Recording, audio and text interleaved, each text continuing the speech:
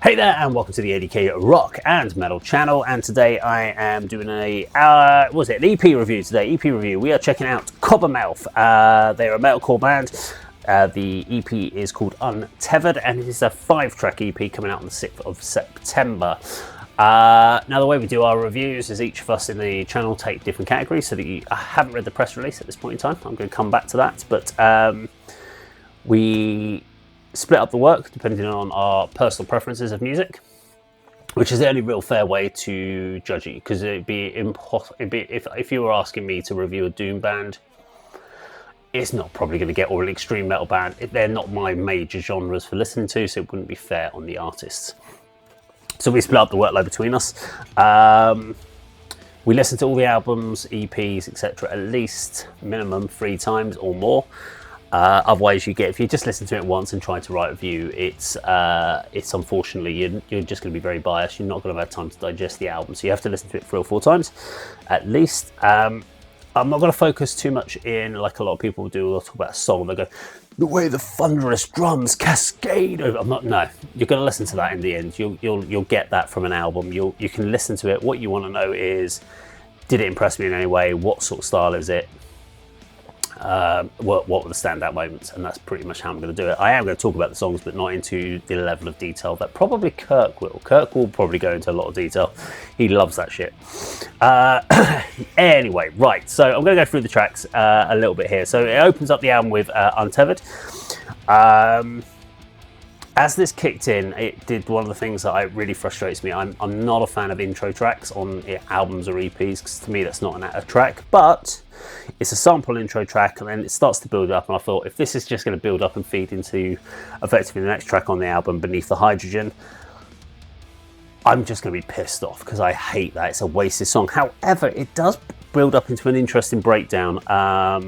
So it's not really an intro, but it's also not a full song. So it kind of sits in this kind of limbo in between. I couldn't imagine these guys playing this bit live without it being actually used as an intro. And for that purpose, it's kind of frustrating. But the breakdown itself is interesting enough to kind of hold my attention as a separate track, even if it is very short at only 1 minute 24 seconds for an intro. We go into Beneath the Hydrogen, which does naturally progress from it, but the tempo is slightly different. It's got a furious intent to it. There's a new metal groove in there, elements of new core, so what you'd say new metalcore. There are some really nice tasty riffs in there, great little breakdowns. There's also a little bit of prog metal in there as well, which I thought was quite good. Next track we have is this is the weirdest song title, by the way, guys. They're only there for their food, and then they're there for their food. I've read that sentence multiple times, and I still doesn't make sense in my head. So yeah, I don't have a clue what that one's at. Again, it's a really interesting one, because we've got a new metal kind of core basic new metal riff over extreme drums, which I thought was quite interesting. Very ferocious attack through that one. All I Created is a bit of a breather. You almost, that first 30 seconds of this song, it made me think of like bands like Sleep Token. And then it's back to sort of great little beat downs in there. And then we finish it off with a song called Open Shut, which has a guest vocals on this one. It's a bit of a confusing track for me. It feels out of place on the album. It's got rap in it. It's a bit of an R&B meets metal, and I'm not quite sure of its purpose on the actual EP itself. So of the 5 tracks, there are 3 tracks on there that I actually really enjoyed. It's an interesting one. I mean, Cober, again, it's an interesting band name in the sense that I don't quite understand what it means.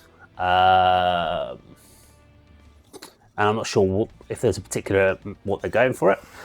But yeah, it didn't really resonate with me from that. But splitting away from the band name itself, but let's talk about my overall thoughts on this one. So it kind of reminds me of like a mix-up or a mash-up of like bands like Hacktivist and Mudvayne. Very short tracks. There's not really anything more than I don't think there was anything more than about 3.5 minutes, 3:40, something like that. It's a mixing of classic metalcore with a bit of prog metal, a bit of new metal, and a bit of deathcore, kind of thrown it all in there. It's definitely an album you have to listen to on good headphones. I initially listened to this on a I was working, so I had like little in-ear headphones on, and I was just getting on with it. And because I had to listen out for something, so I had it only in one ear when I was listening to it, and the whole album didn't resonate with me. And I was like, I don't understand why I've not connected with this. So I put on some decent big over-the-ear headphones, and it made a lot more sense that way. I would say everyone in the band plays great musicianship throughout. I thought it was really good, great production quality. The quality's on point. I really like the guitar tone, and even the drums, great overall tone. They're not too tinny, not too clicky, which I liked. The use of clean vocals have been used sparingly, so we haven't gone down that traditional metalcore of heavy aggressive vocals over the verses, and then the chorus comes in, and what ends up being the second guitarist starts, or the main guitarist starts doing the backing, clean vocals, etc. So I thought that was a good balance. As a whole, the album hasn't kind of screamed out at me, but it's got some really interesting points throughout it. Now, before I score it out of our ratings, I'm going to come back to that. We do need to read the press release, because I like to call out the press release to see if they are talking out their asses or if they've been really honest in their interpretation. So I couldn't really pull out any particular influences on this one. But we'll wait and see what it says in the press release and see what is said. So I need my press release. So 3, 2, 1. Where is it? Okay, there we go. San PR is our people today. So this is Cobbermouth. Okay, let's have a look at what San PR are writing about them. I like San PR, partially because we're using them for my band Telescribe. Cobbermouth are an unstoppable UK new metalcore crew. Unstoppable? Okay. Hotly tipped heavyweights, Cobbermouth will unveil their ferocious new EP Untethered on Friday the 6th of September. The diversive metalers, why are they diversive? What's the reason they're diversive then? Are they because some people like them, some people don't? Maybe that's the reason, unless there's something on toward I haven't heard. But let's have a look. Cobbermouth are a highly accomplished Bristol-based new metalcore quartet. Yeah, that makes sense. With key influences spanning from Architects. Okay, yeah, actually that makes sense. North Lane, Slipknot, which I was saying. Knocked Loose. Okay, Incubus. I did not hear Incubus in that at all. The band emit deeply drenched grooves, ball-busting riffs, chaotic metal energy, and vocal lines that will draw you in and mesmerise anyone within earshot. Oh, I think Sam PR are stretching that one a little bit there, but okay. Arriving on the scene in 2019, the Brit Bruisers feature Adam Jones on vocals, guitar, bass. Hang on.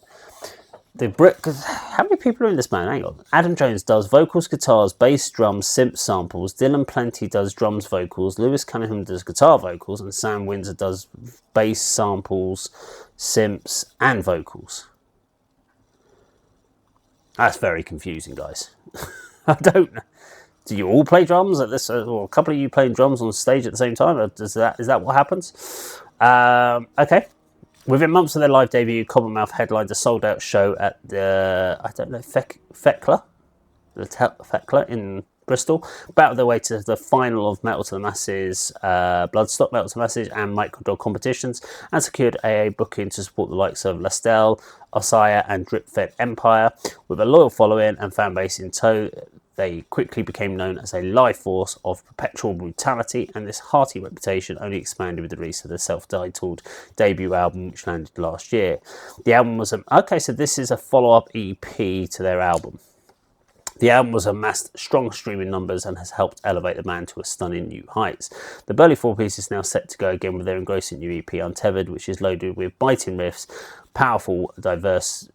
this whole thing about powerful diversity. I'm wondering where that's coming from, because the only thing I would say is obviously the Open Shut track on the EP is very different to everything else. So is that what they talk about, diversity?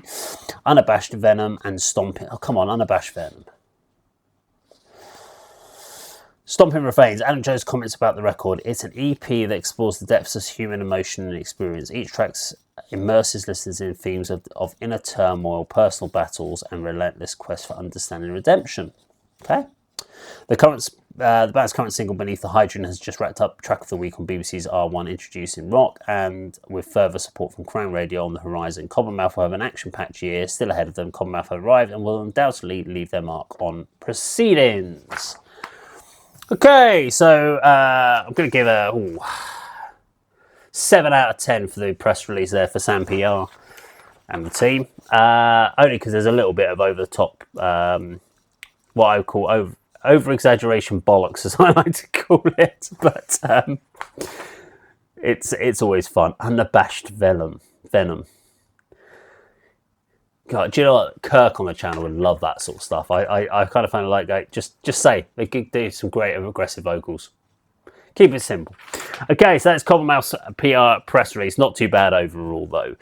We need to score the EP, though. So we have 4 categories. Headliner, we have main support, we have opening band, and then of course we have back to the rehearsal room. So for me, what am I going to score? The album, I'm going to give them a main support. This is a good EP. I don't know about how it compares with their first album, but it is a good EP. There is of course the open shut, which I just thought was a bit confusing to be amongst the EP in there. It was a little bit trying to be diversive. Maybe that's what they're talking about there, but didn't really work for my listening. Just didn't connect with that at all. But as I said, great production, lots of energy within the band, and they understand how to write a good song and how to not fall in the trap of sounding generic. So yeah, for me, this gets a rating of a main support act from the ADK Rock and Metal channel. Now, if you enjoyed our video today, please do like, share, and subscribe, and I'll see you in another video sometime very soon. Take care.